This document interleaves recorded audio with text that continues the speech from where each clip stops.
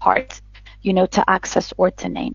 So the first one is embodying an emotion. So that can be, just like I mentioned a few moments ago, if they're unable to name an emotion or they don't know how they feel, we can ask them, where do you feel it in your body? Can you give it a shape? Can you give it a color? Can you give it a form? Can you give it a size? Can you give it a name? What might this, so it becomes a character or a person, right? It might not be a person, but it becomes a character. And so what might this X tell you? What is it telling you? What would you like to tell it? What would you like to do with it? I had a participant one time tell me, well, I want to leave it here in the corner of the room. I don't want to take it with me. And then after a few moments, they were like, you know what? I'm going to take a part of it. I need a part of it. And I'm going to leave a part of it. So it gives us a way to concretize what is going on internally, which can be a bit abstract in terms of emotion or thought. Another way would be to ask them to draw it on a piece of paper, or just to show us how they feel on a piece of paper in a video setting. Or even if we're on the phone, we can ask them, do you have a piece of paper in front of you? So how do you feel? Can you just do that on a paper? And you can describe it to me. And then the color that they choose can be, significant or telling. The shape that they created, whatever came up for them, and we can ask them to describe it, and then to ask them, how does it feel to look at that, to look at this?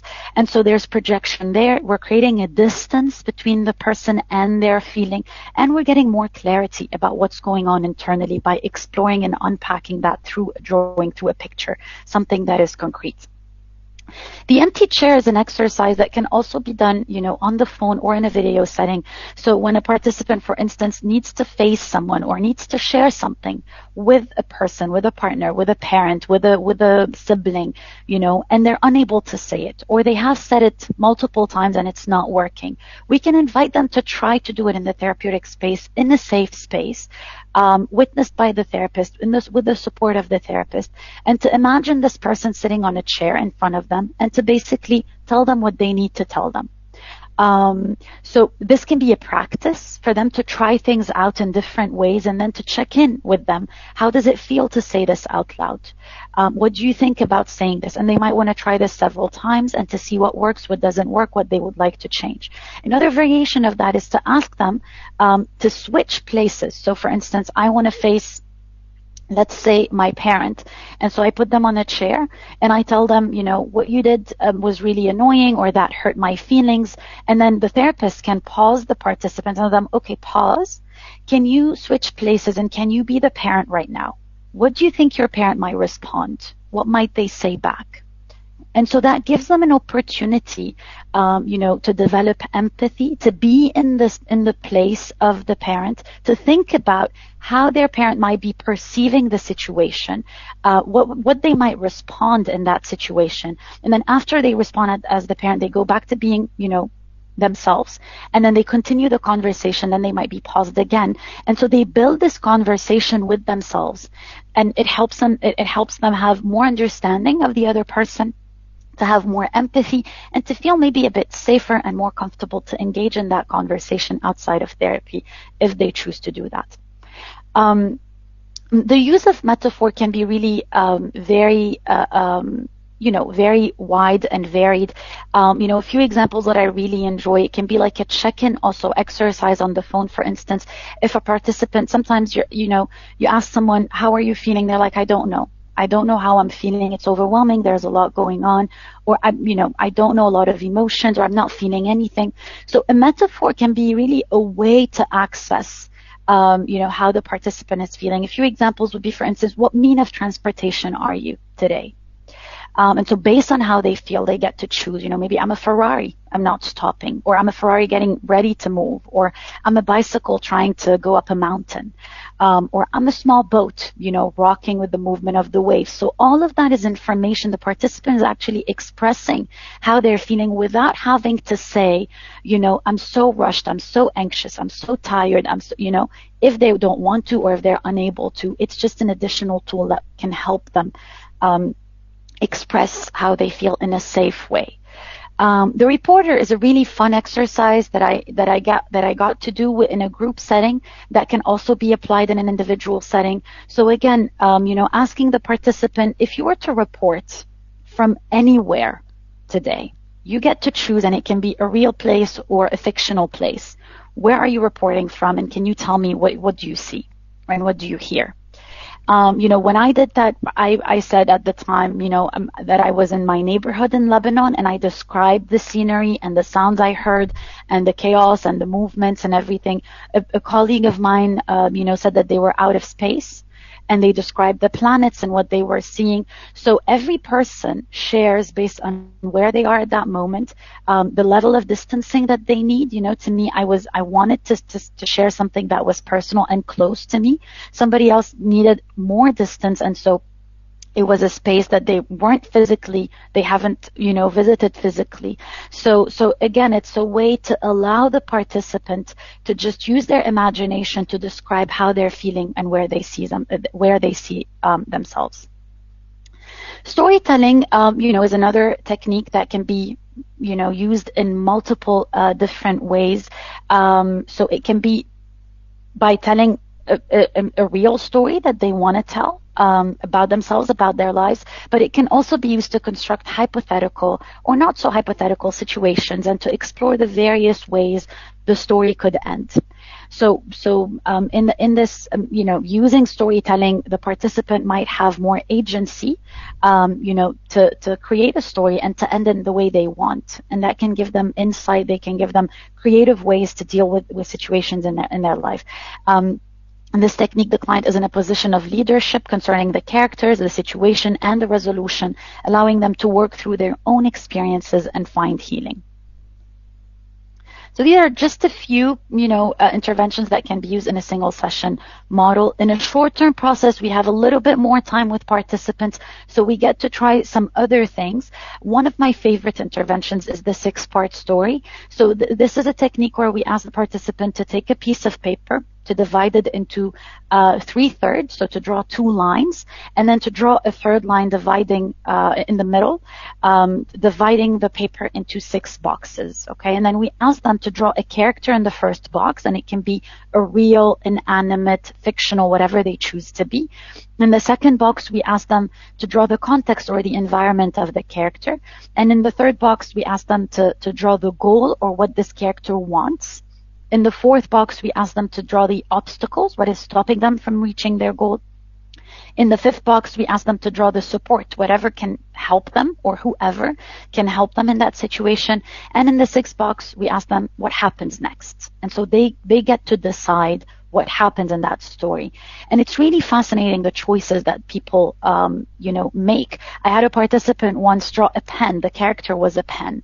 And so that shows also the distance that they needed to explore whatever they were exploring in therapy at the time, rather than choosing something that's way closer, my cat or my brother or myself or a real person.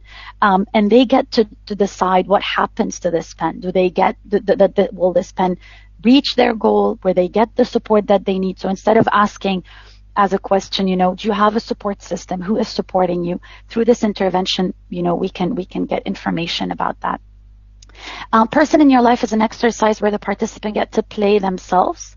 They get to play someone in their life, and the therapist can ask them questions about how they feel as that person, what they are thinking, and how they perceive their relationship to the participant. Right? So if somebody wants to explore their relationship, let's say with their partner or with their sibling, they would bring the sibling, and then the therapist would be asking the person questions to the sibling about their relationship with the participant, how they perceive it, how they feel, what thoughts they have. So again, this gives them more awareness and understanding of this person in their life, and to develop more empathy, and to come up with ways, to work on that relationship in different creative ways.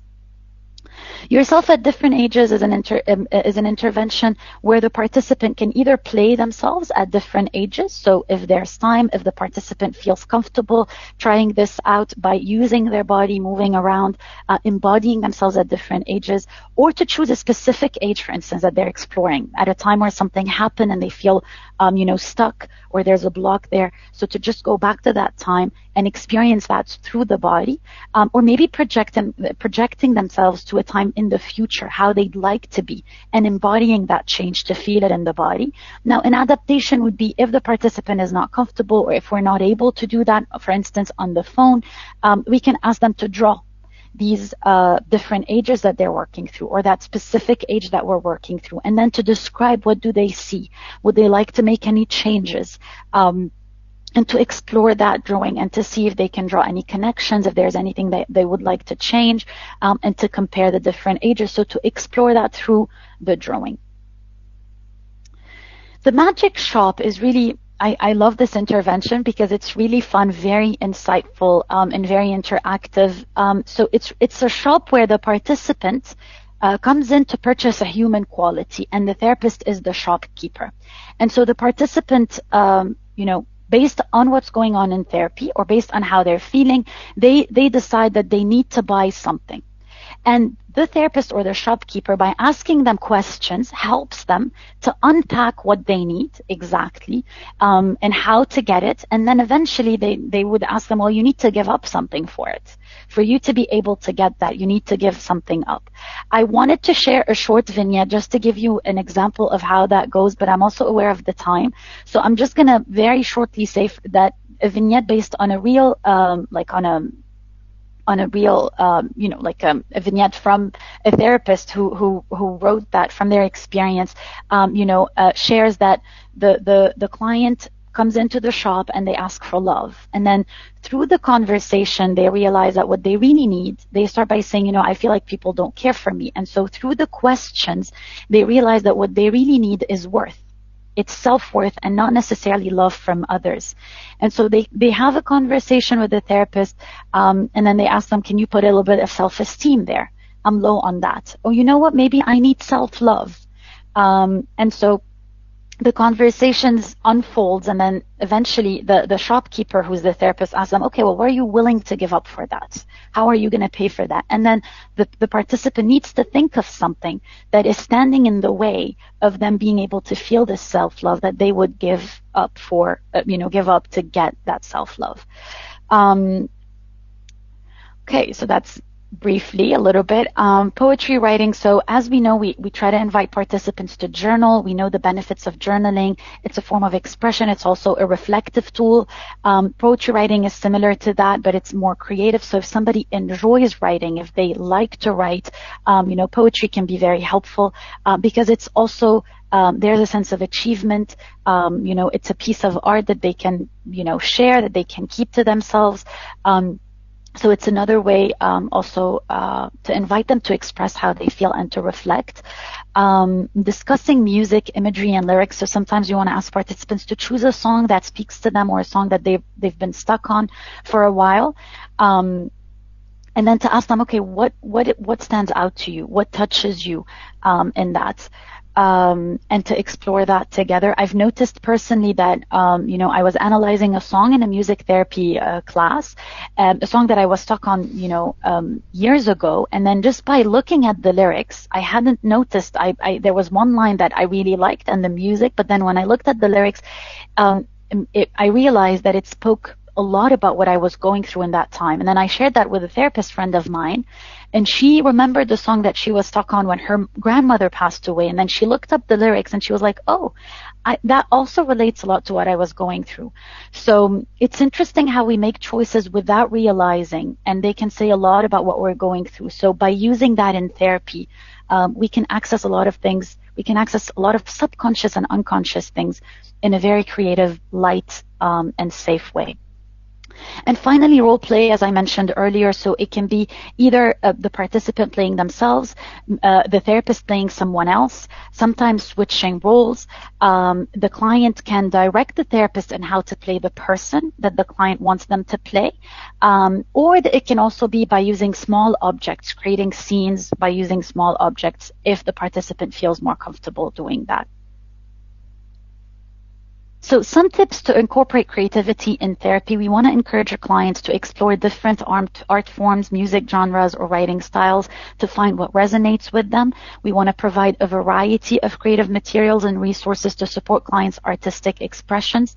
We want to create a non-judgmental space where clients feel safe to express themselves authentically. And we also want to remind them that it's really not about the product, but it's the process, because sometimes participants are like, I can't draw. I don't know how to draw. So it's really not about the end product, but it's about the process and what they're going through as they create that piece. It's also very important to meet the client where they feel comfortable exploring things creatively. Incorporating creative activities into therapy sessions, such as guided imagery, music listening, or journaling prompts, in addition to the interventions that I just mentioned, and collaborating with clients to set goals and track progress in their creative and therapeutic journey. So as I mentioned, it has been proven to increase positive affect to create creative goals. So maybe encouraging clients to do that outside of therapy by modeling and doing that together with them in therapy. What are some of the blocks to the expression of creativity? So the powerful influence of forces unfavorable to creativity present in our culture are the exaggerated emphasis on analytical, convergent, and logical thinking prevalent in Western society, parallel to the processes of conditioning established over many years as responsible for the individual's underutilization of their possibilities to create and enjoy sources of creation. So assuming that everything has to be useful, which we talked about a little bit at the beginning, everything has to be right, everything has to be perfect, cannot be diverted from cultural norms, forbidden to make mistakes, right, which also contribute to keeping the potential to create, which is present in every human being, asleep. And it makes it difficult to take the risks of experiencing, daring, diverging, and making a positive use of their imagination. It's important also to mention and to note that therapists are born and live in the same culture as their clients. They're subject to the same pressures and demands. And so among the cultural aspects that affect the therapist's creative expression, we can mention the cultural values, the norms and rules that can control their behavior in the therapy room. There are many factors in the culture of both clients and therapists that affect the expression of creativity. Some of these factors relate to the individual, others to their environment, and still others to the historical and cultural dimension of society. So it's important to keep that in mind when we try to integrate creativity, to be aware of our role. How comfortable are we in using creative exercises and what we're bringing to the room as we work with our therapists, with our clients. So because we're talking a lot about experiential exploration, right, through creative interventions and exercises, I just want to propose a very small exercise with you. Let's try it together and see how that feels and see how that works for you. So I'm going to show you 4 pictures, and I'm going to ask you to choose a picture and to write 3 statements about this picture. My name is, I am, and I want. Okay? And whatever comes to your mind, I'm going to show you the pictures. You get to choose the picture and then write these 3 statements. So this is the first picture. And you don't have to do it for all pictures. You just choose one. This is the second picture.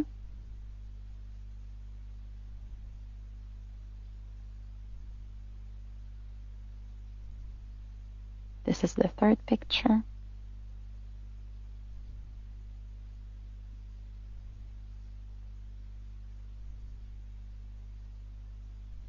And this is the fourth picture.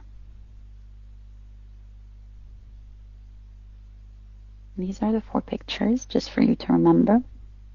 So, my name is, I am, and I want. Just take a few moments. And if you feel comfortable, if you'd like to share, you can put that in the chat or in the question section. And if not, that can be for you.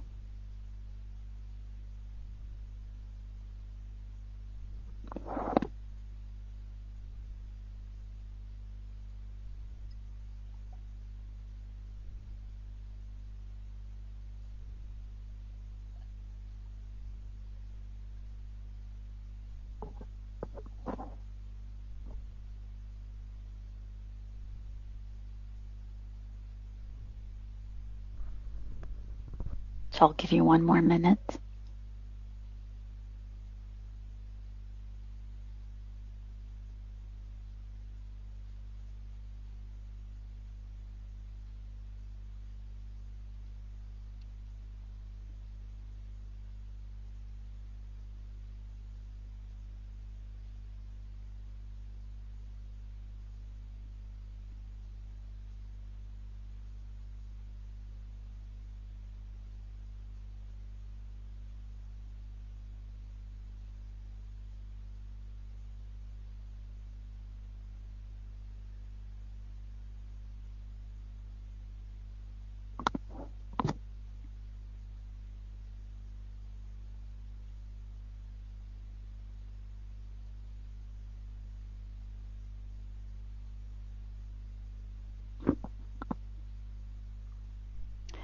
And I'll just ask you, if you don't want to share, for the people who, who'd like to share, please feel free to do so. To draw a life drama connection, what we talked about, as a core process. So, every choice that we make says something. We're projecting something, a part of ourselves. So the choice of the picture, choice of the name, the choice of what this character or the image shows, what does it want? I am, how did you complete the sentence? Do you see any connection with your life? Does it reflect anything about you, about how you feel? Any similarities? Does it tell you something? What do you feel about it? So just to try to draw some connections and to see what what that might say, or what that might tell you, or how that might feel to you. That can give us information. And in a therapeutic context, we can explore that and talk more about it to access certain things that might be, underlying or subconscious that we might not be aware of. So this is it for the presentation. These are the resources that I used. These are 3 books on drama therapy. So the Renee Imuna book is really helpful. It includes a lot of interventions and exercises. And the Drama as Therapy by Jones is really about drama therapy, and it talks about the core processes and how it is helpful and how it is used, since, this is my background. And I'm just going to leave you with this quote that was said by Albert Einstein, that creativity is intelligence having fun. And I noticed that whenever I talk about drama therapy, I use the word fun a lot, because I do think that it's a really fun way, even though therapy and fun might not, intersect or meet that much. But using creative tools and exercises, it can be fun and playful, to work on things that might be very difficult, very challenging, very, very heavy, and sometimes even unsafe. So it creates this safe distance to be able to work through them. So hoping that we can include more creativity in our work with our clients. And so the floor is open for any questions. Please feel free to put them in the chat. And while you do that, I just want to share with you that you can provide your feedback on this presentation using this